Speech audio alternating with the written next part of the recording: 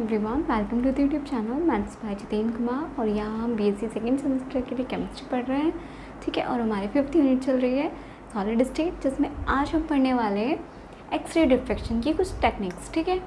यानी कि हमने ये तो देखा था कि एक्सरे डिफ्रैक्शन शो होता है क्रिस्टल में।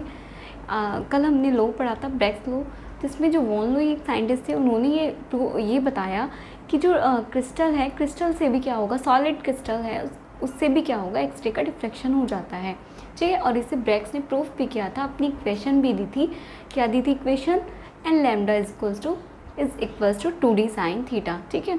तो ये आया कहाँ से, ठीक है, एक्सरे डिफ्रैक्शन शो कर दिया। तो अब एक्सरे डिफ्रैक्शन की कुछ टेक्निक्स हैं जो क्या करते हैं, हम यूज़ करते हैं क्रिस्टल की स्टडी के लिए, है ना। तो क्रिस्टल की स्टडी के लिए जो हम टेक्निक्स यूज़ करते हैं एक्सरे, उन्हें कहते हैं हम एक्सरे डिफ्रैक्शन टेक्निक्स। क्या बोलते हैं उन्हें हम? देखिए, आज का टॉपिक भी है हमारा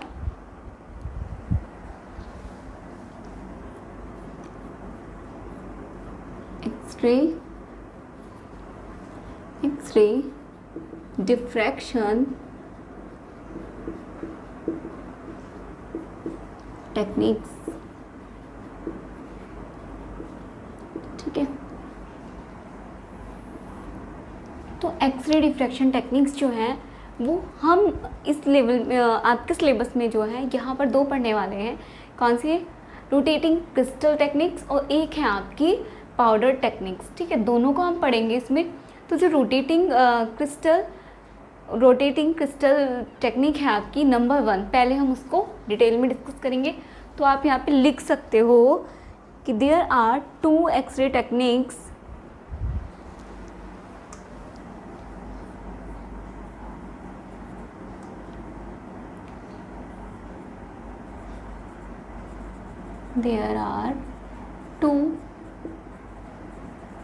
X-ray diffraction techniques used in the study of crystal.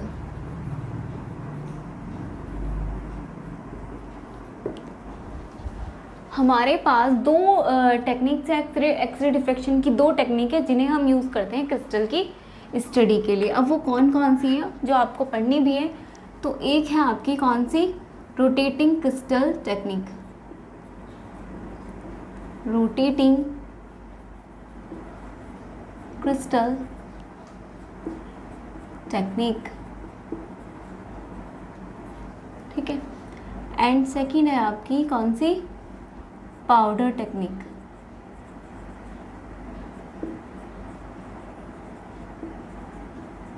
Powder ठीक है, पाउडर टेक्निक्स, ठीक है। अब नंबर 1 अपनी स्टार्ट करते हैं, रोटेटिंग क्रिस्टल टेक्निक, ठीक है। रोटेटिंग क्रिस्टल टेक्निक अपना स्टार्ट करते हैं। इस टेक्निक का हम यूज़ करते हैं। रोटेटिंग क्रिस्टल टेक्निक्स होती क्या है वो मैं अभी आपको लिखा दूंगी, इसका डायग्राम भी बनवाऊंगी और इसको लिखवाऊंगी भी। लेकिन उससे पहले रोटेटिंग क्रिस्टल टेक्निक जो है आपकी, इसका यूज़ कहाँ होता है, पढ़ने से पहले थोड़ा इंटरेस्ट आना चाहिए। तो रोटेटिंग क्रिस्टल टेक्निक जो है, इसका यूज़ होता है यूनिट सेल की साइज़ को डिटरमाइन करने के लिए, ठीक है। तो आप लिख भी सकते हो यहाँ पर कि दिस टेक्निक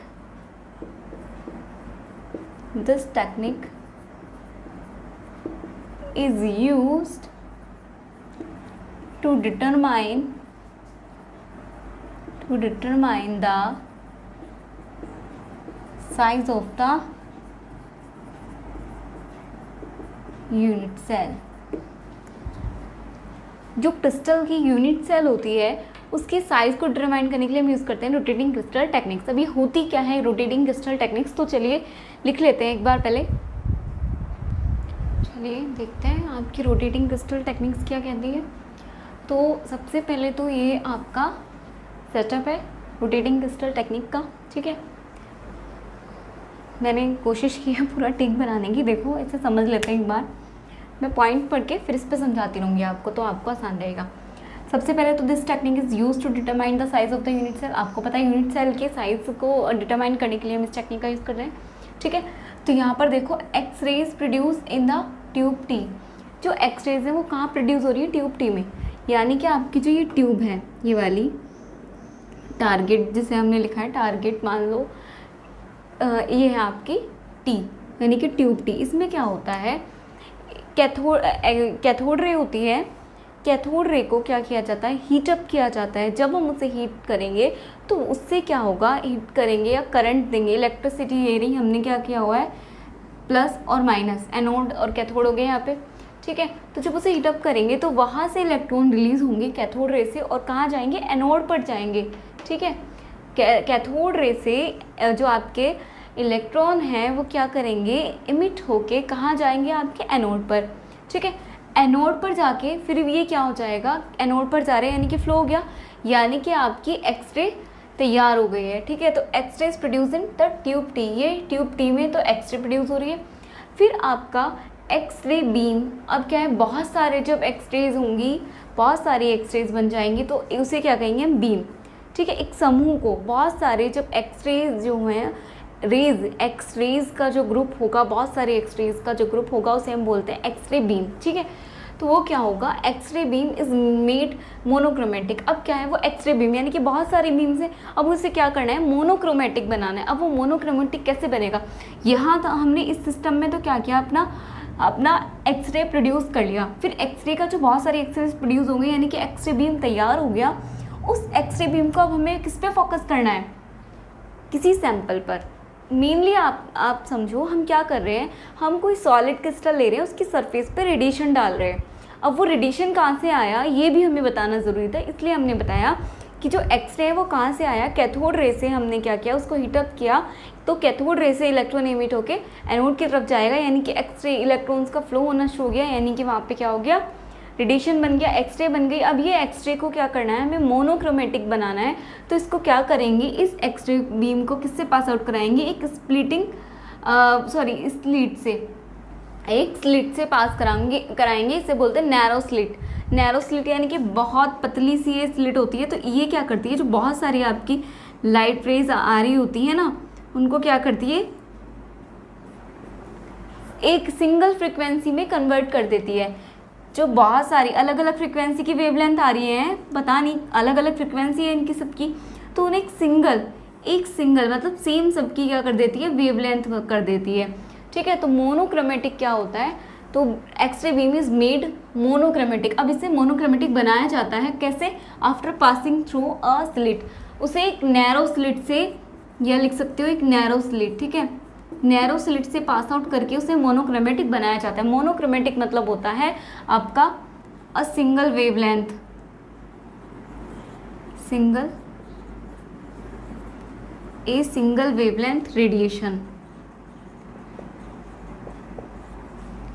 नोट करके लिख सकते हो आप, a single wavelength radiation is called monochromatic.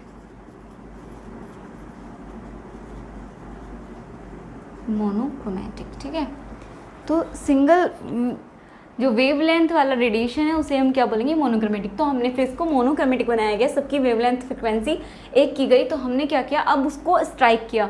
यहाँ से आपका इस वाले पोर्शन में आपका टी ट्यूब में क्या बना है? एक्सरे। उस एक्सरे बीम को पास आउट कराया स्लिट से, ताकि वो मोनोक्रोमेटिक बन जाए। अब वो मोनोक्रोमेटिक बन गया है, तो अब उसे किस पे डालेंगे? सैंपल मटेरियल पर, जो हमने लिया हुआ है ये वाला आपका, ये जो है सी, ये क्या है आपका? Sample material. तो हमने नेक्स्ट वही लिखा है कि this monochromatic radiation will fall on the crystal C. ये किस पर पड़ता है? क्रिस्टल सी पर पड़ता है। केप्ट ऑन टर्न टेबल, जिसे हमने रखा हुआ है टर्न टेबल पर। टर्न टेबल पर क्यों रखा है? क्योंकि हमें क्या होता है, देखो एक जो आपका मान लो यही है सॉलिड स्टेट में, एक बार बनाने की कोशिश करती हूँ। यहाँ पे देखो, सॉलिड में हम जनरली क्यूब ही पढ़ रहे हैं, तो मैं क्यूब ही बनाने की कोशिश कर रही हूँ। यहाँ पे देखो ये हो गया क्यूब, ठीक है। हमने कल ही ब्रेग्स इक्वेशन पढ़ी है कि बहुत सारे क्या होते हैं आपके प्लेन्स हो सकते हैं क्रिस्टल में। तो मान लीजिए एक प्लेन ये है कोई आपका, ठीक है, एक ऊपर वाला प्लेन है, बीच में भी बहुत सारे प्लेन आ रखे हैं, ठीक है। एक प्लेन ये हो गया, ठीक है, और भी हो सकते हैं। यही तो पढ़ा था हमने, ये प्लेन्स ही तो पढ़े थे, और फिर इनके बीच की डिस्टेंस पड़ी थी, क्या था, डी, जब हमने वो देखा था। और ये सबके बीच में डी ही होता, सेम होता डिस्टेंस, आपने ये भी देखा था, ठीक है। डी यानी कि इंटरस्पेसिंग, इंटरस्पेसिंग क्या होती है, इंटरप्लेनर स्पेसिंग, ठीक है, डी या स्पेसिंग, ठीक है। तो ये था डी। तो ये क्या है, आपके प्लेन्स हैं। किसके प्लेन्स है, आपके क्रिस्टल में प्लेन्स है, बहुत सारे प्लेन हैं। इधर से आपने फॉल कराया क्या, रेडिएशन, मोनोक्रोमेटिक रेडिएशन फॉल किया, बहुत सारा, हमें नहीं पता, ठीक है, कहीं भी फॉल कर सकता है। तो जब ये इधर फॉल करेगा तो ये वाला जो इसका, ये तो पैरेलल हो गया, पैरेलल हो गया तो कोई एंगल ही नहीं बन रहा। आपने देखा था कल मैंने ये वाला बनाया था, इसी को इसको शॉर्ट में बनाया था कि स्ट्राइक की एक्सरे, और क्या हो गई, ये रिफ्लेक्ट हो गई। इसी तरह इसके जो नीचे वाला एक और प्लेन है, ये तो फर्स्ट प्लेन माना था हमने, एक और इंसिडेंट रे आएगी जो क्या करेगी, पेनिट्रेट करेगी, यानी कि अंदर जाएगी, और वो भी फिर क्या करेगी, रिफ्लेक्ट हो जाएगी। ये पढ़ा था आपने, ठीक है। अब मानो ये प्लेन है आपके, ये तो प्लेन ही है आपके, अगर इन्हीं के सामने हमने कोई रे डाली तो ये तो कोई एंगल ही नहीं बना रहे, ध्यान से समझो। ये जब ऐसे स्ट्राइक करेगी तभी तो एंगल कुछ ना कुछ बनाएंगे यहाँ पे, जिसे हम बोलते हैं ग्लैंसिंग एंगल। और कल मैंने आपको बताया था कि थीटा होता है, ठीक है, किस किस के बीच में, एंगल ऑफ इंसिडेंट रे, और वो sorry, angle between the incident ray and the क्या होगा, सेपरेशन ऑफ द प्लेन्स, ये बोलते हैं हम इसे, ठीक है। तो उनके बीच में जितना एंगल होगा उसे क्या बोलते हैं हम, थीटा, और थीटा को ही क्या कहते हैं हम, ग्लांसिंग एंगल, क्या बोलते हैं, ग्लैंसिंग एंगल, ग्लैंसिंग एंगल। तो देखो जितना ज़्यादा ये एंगल होगा, अब जैसे कोई रे आ रही है वो इस तरह आ रही है, ठीक है, और प्लेन भी हमारा इसी तरह, तो कोई एंगल ही नहीं बनेगा। तो ये वाले अगर प्लेन रहेंगे क्रिस्टल में, ये प्लेन ऐसे हैं, और हमारी जो एक्सरे रेडिएशन आ रहा है, ठीक है, मोनोक्रोमेटिक रेडिएशन आ रहा है, वो भी ऐसे स्ट्राइक करेगा इस पर, तो कोई एंगल ही नहीं बनेगा। एंगल नहीं बनेगा तो कोई रिफ्रैक्शन है, ठीक है, वो नहीं होगा, रिफ्रैक्शन ही नहीं होगा, ठीक है। तो इसलिए हमें क्या करना पड़ता है, इसको रोटेट कराना पड़ता है। अगर मैं इसको थोड़ा टेढ़ा कर दूँ, इसको थोड़ा सा टेढ़ा कर दूँ, तो प्लेन ऐसे आ रहे हैं, इसको या फिर ऐसे कर दो, इसे ऐसे छोड़ो क्योंकि हमने उल्टा बनाया, इसको अगर हमने थोड़ा टेढ़ा कर दिया, ऐसे कर दिया, तो अब ये जो आ रही है देखो रे, अब ये क्या करी, एंगल बनाएंगी। अगर हमने इसको थोड़ा सा टेढ़ा करके प्लेन को बनाया, थोड़ा इसको क्रिस्टल को टेढ़ा कर दिया, तो अब जो रे फॉल हो रही है वो देखो आगे भी फॉल होंगी इस तरह से। तो ये क्या है, अब ये एंगल बना रही है कुछ ना कुछ, तो अब यहाँ पे रिफ्रैक्शन होगा। और रिफ्रैक्शन, हमें तो रिफ्रैक्शन ही देखना है, हम रिकॉर्ड किसे कर रहे हैं, रिफ्रैक्शन को रिकॉर्ड कर रहे हैं, ठीक है। तो हमें क्या चाहिए कि हमारा जो सैंपल है वो इस तरह हम अरेंज करें कि उसे हम हिला सके बाद में, ठीक है। मतलब परमानेंट सेटअप नहीं करना है। अगर हमने परमानेंट सेटअप कर दिया मान लीजिए, और उसी डायरेक्शन में, हमें नहीं पता जिस डायरेक्शन में उसका प्लेन है, उसी डायरेक्शन में क्या हुआ, रेडिएशन ने स्ट्राइक कर दिया उस पर क्रिस्टल पे, और उसी डायरेक्शन में उसका प्लेन है, सपोज करो ये प्लेन है और रेडिएशन भी इधर से स्ट्राइक हो गया, एंगल ही नहीं है उनके बीच में, कोई इंसिडेंट एंगल भी तो होना चाहिए, नहीं हो रहा है, इंसिडेंट सॉरी बोल रही हूँ, ग्लैंसिंग एंगल की बात करेंगे हम यहाँ। तो हमें तो मेनली मतलब है ग्लैंसिंग एंगल से, क्यों, क्योंकि ब्रेग्स इक्वेशन कहती है एन लैम्डा बराबर 2d sine theta, n lambda is equals to 2d sine theta, ठीक है, ये होती है ब्रेग्स इक्वेशन। तो इसमें कहीं भी इंसिडेंट एंगल या आपका रिफ्लेक्शन एंगल की बात ही नहीं हो रही है, तो यहाँ बात हो रही है सिर्फ थीटा की, यानी कि ग्लैंसिंग एंगल की, ठीक है। तो यही बात है, हमें इसलिए क्या किया हमने, इसलिए इस जो क्रिस्टल है, इस क्रिस्टल को एक टर्न टेबल पे रखा। टर्न टेबल मतलब जिसे हम टेबल को टर्न कर सके, टेबल को टर्न करेंगे तो हमारा क्रिस्टल अपने आप टर्न होता रहेगा, तो रेडिएशन जैसे डल रहा है तो हमें पता रहेगा हमें कब रिकॉर्ड करना है, तो समझ रहे हो, इसीलिए हमने इसको रखा है सैंपल को टर्न टेबल पे। तो वही बात हमने लिखा है कि जो this monochromatic radiation will fall on the crystal C, ये क्रिस्टल सी पे फॉल होगा, केप्ट ऑन टर्न टेबल, जो कहाँ रखा हुआ है, टर्न टेबल पे रखा हुआ है। And this crystal is rotated gradually, मतलब ये जो क्रिस्टल है वो रोटेट कराते रहेंगे हम बाय टर्न टेबल के थ्रू इसको रोटेट कराते रहेंगे, ठीक है। मान लीजिए अगर कोई सिग्नल ही नहीं आ रहा है, कोई रिकॉर्डर रिकॉर्ड ही नहीं कर रहा है, तो इसका मतलब जो उसने रेडिएशन पड़ा है उस पर उसने कोई एंगल ही नहीं बनाया, कोई रिफ्लेक्शन ही शो नहीं किया है। तो हम क्या करेंगे, टर्न टेबल को हिलाते रहेंगे, मतलब टर्न करते रहेंगे, टर्न करेंगे, क्रिस्टल भी टर्न हो जाएगी, यानी कि हम क्रिस्टल को रोटेट करते रहेंगे gradually by turn table. So as to increase the glancing angle, glancing angle जिससे क्या होगा आपका बढ़ जाएगा। यही तो हम पढ़ रहे हैं, ग्लांसिंग एंगल को तो बढ़ाने की बात कर रहे हैं। जितना ग्लांसिंग एंगल होगा उसी हिसाब से क्या होगा, रिफ्लेक्शन होगा। तो the glancing angle at which the X-ray are incident at the crystal, जिस एंगल से क्या होगा आपका एक्सरे इंसिडेंट करेगा किस पर, क्रिस्टल पर, ठीक है। तो the intensity of the reflected raise, अब क्या है आपका ग्लांसिंग एंगल जितना ज़्यादा होगा रिफ्लेक्शन एंगल उतना ही ज़्यादा होगा। आपको पता है अगर एंगल इतना ज़्यादा है तो ये क्या होगा आपका, जितना आपका ग्लांसिंग एंगल बढ़ेगा उतना ही आपका ये वाला, ये भी तो है क्या है रिफ्लेक्शन ग्लांसिंग एंगल, ये भी बढ़ता रहेगा, ठीक है। तो the intensity of the reflected rays are measured on recorder R, फिर जो आपकी इंटेंसिटी है, किसकी इंटेंसिटी, रिफ्लेक्टेड रेज की इंटेंसिटी कि कितनी क्या है आपकी रिफ्लेक्शन हुआ है, उसे कहाँ मेज़र करेंगे हम, उसे हम रिकॉर्डर आर में मेज़र करेंगे, रिकॉर्डर आर में मेज़र करेंगे, ठीक है। अब रिकॉर्डर आर क्या है आपका, एक फोटोग्राफिक प्लेट है, या जिसे हम बोलते हैं आयोनाइजेशन चैम्बर, क्या बोलते हैं, फोटोग्राफिक प्लेट या आयोनाइजेशन चैम्बर, आप लिख सकते हो चाहे तो याद रख सकते हो। तो क्या किया है हमने इसमें, सबसे पहले तो हमने एक्सरे को प्रोड्यूस किया है, अपने रेडिएशन को प्रोड्यूस किया है, ठीक है, उसे हमने प्रोड्यूस किया, उसके बाद हमने उसे सैंपल पे डाला। सैंपल पे ऐसे डालना है, सैंपल को ऐसे अरेंज करना है, ठीक है, कि हम क्या करें, उसे रोटेट करा सके सैंपल को, और रोटेशन इसलिए कराना है ताकि हम उसका ग्लांसिंग एंगल बढ़ा सके, ठीक है। ग्लांसिंग एंगल बढ़ा के फिर हमने क्या किया, उसकी जो इंटेंसिटी होगी, किसकी इंटेंसिटी, रिफ्लेक्टेड रेज की इंटेंसिटी, उनको कहाँ रिकॉर्ड करेंगे, रिकॉर्डर पे, जो कि क्या है आपकी एक फोटोग्राफिक प्लेट है या आयोनाइजेशन चैम्बर है, उसे हम रिकॉर्ड कर देंगे आर में।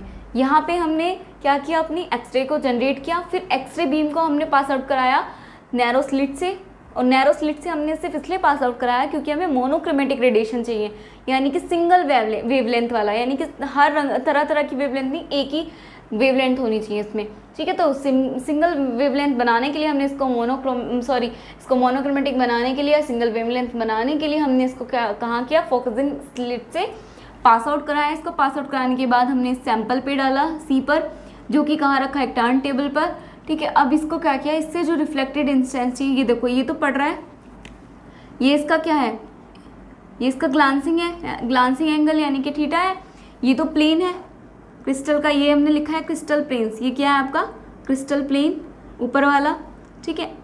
इसी तरह आपका हर प्लेन पर होगा, हर प्लेन से क्या होगा आपका रिफ्लेक्शन होगा। लेकिन यहाँ हमने अभी आपको एक ही से दिखाया है, ये आपका कोई क्रिस्टल रखा है, इसकी ऊपर वाली जो ये क्रिस्टल प्लेन यहाँ पर है, और ये थीटा एंगल बना रही है, ग्लांसिंग एंगल से यहाँ पे क्या पड़ी, इस पर पड़ी, और वापस से क्या हो गई, रिफ्लेक्ट हो गई, और ये रिफ्लेक्शन की इंटेंसिटी हम कहाँ रिकॉर्ड कर रहे हैं, रिकॉर्डर आर में रिकॉर्ड कर रहे हैं, ठीक है। चलिए पहले इतना नोट डाउन करिए, फिर आगे मैं समझाती हूँ।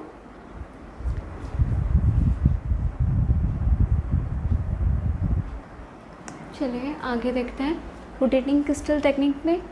The angle for which reflections are maximum give the value of theta.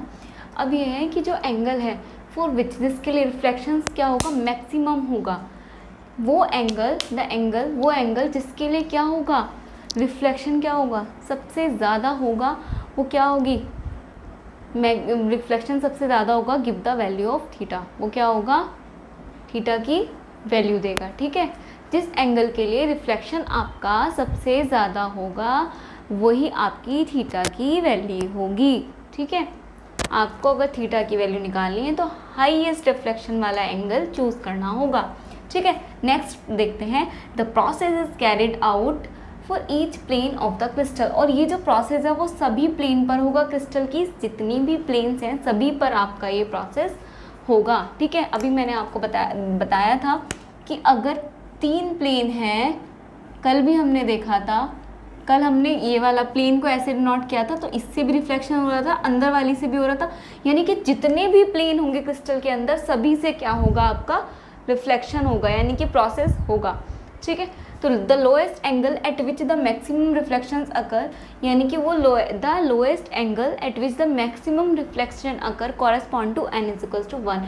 सबसे ज़्यादा रिफ्लेक्शन जिस एंगल से होने वाला, मैक्सिमम एंगल की बात करें अगर हम, वो सॉरी मिनिमम एंगल यानी कि लोएस्ट एंगल की बात करें हम, कि लोएस्ट एंगल वो लोएस्ट एंगल जिस पर रिफ्लेक्शन मैक्सिमम हो, तो वो सिर्फ n इज इक्वल्स टू 1 है, यानी कि फर्स्ट ऑर्डर जिसे आप बोलोगे, यानी कि वहाँ पर n की वैल्यू आपको 1 रखनी पड़ेगी। n की वैल्यू 1 पर ही क्या होगा, आपका एंगल सबसे कम होगा और रिफ्लेक्शन मैक्सिमम होगा।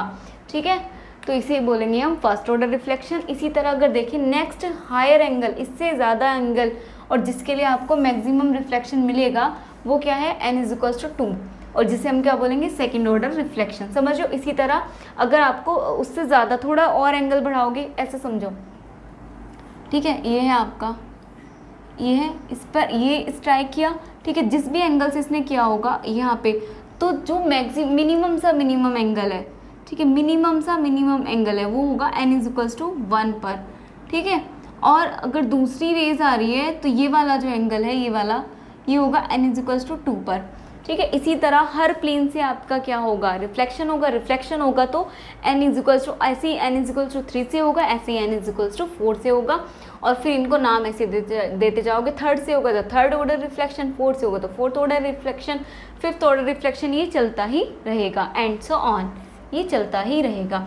The value of theta for the first order reflection, अगर फर्स्ट ऑर्डर रिफ्लेक्शन के लिए हम बात करें थीटा की वैल्यू की, from the 3 phases of sodium chloride, अगर सोडियम क्लोराइड के 3 फेजेस हैं, ठीक है, 3 phases of sodium chloride crystal are found to be इतना इतना एंड इतना। थीटा निकाला हमने, किसका थीटा, किसकी वैल्यू निकाली, थीटा की, किसके लिए, सोडियम क्लोराइड, क्योंकि आपको पता है ब्रैग्स ने किससे अपना प्रूफ लाया था, जो ब्रैग इक्वेशन आई थी वो कौन से सैंपल से आई थी, वो आई थी आपकी सोडियम क्लोराइड से।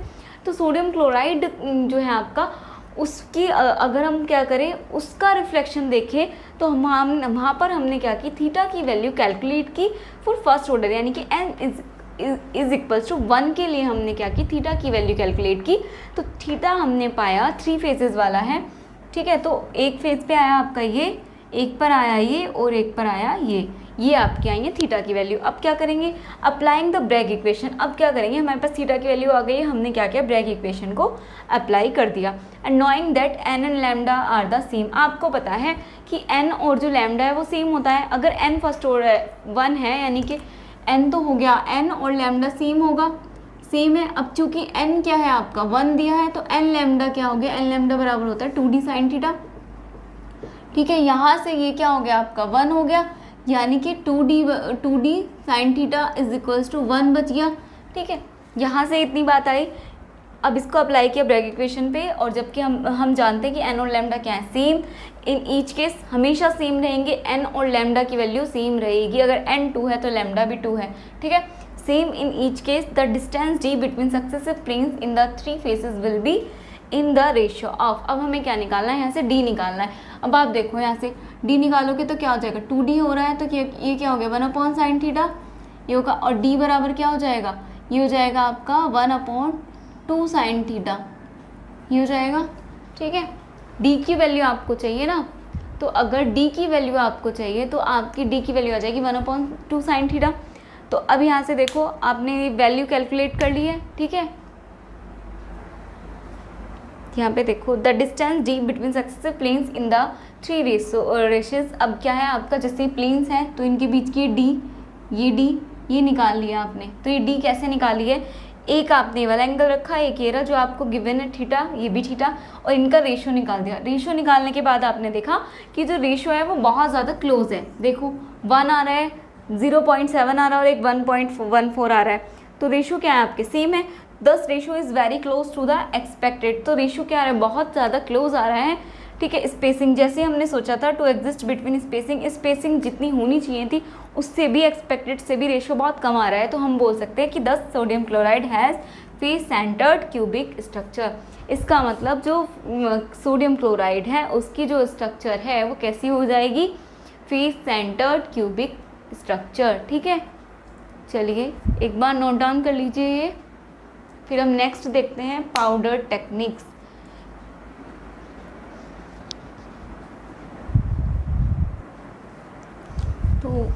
पाउडर जो टेक्निक है वो आपकी कल नेक्स्ट लेक्चर में हो जाएगी। आज लेंथी हो जाएगा आज का लेक्चर, ठीक है। तो आज की क्लास में टाइम, थैंक यू।